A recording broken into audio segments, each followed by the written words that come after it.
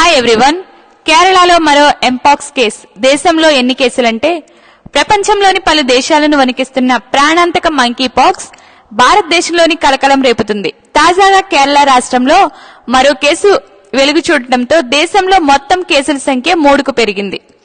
కేరళలోని ఎర్నాకుళం జిల్లాకు చెందిన ఓ వ్యక్తి మంకీపాక్స్ లక్షణాలతో ఆసుపత్రిలో చేరినట్లు ఆరోగ్య శాఖ అధికారులు తెలిపారు. అతడి నమూనాలను పరీక్షల కోసం పంపించగా పాజిటివ్ గా నిర్ధారణ అయినట్లు తెలిపారు. ప్రస్తుతం బాధితుడి పరిస్థితి నిలకడగా ఉందని తెలిపారు.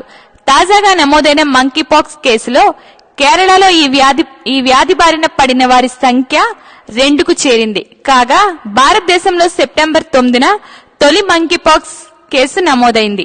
విదేశాల నుంచి వచ్చిన ఓ యువకుడి నమూనాలను పరీక్షించగా అది పశ్చిమ ఆఫ్రికాలో వ్యాప్తిలో ఉన్న క్లేడ్ 2 రకంగా నిర్ధారించారు. ఈ ఆన్లైన్ ఆఫ్లైన్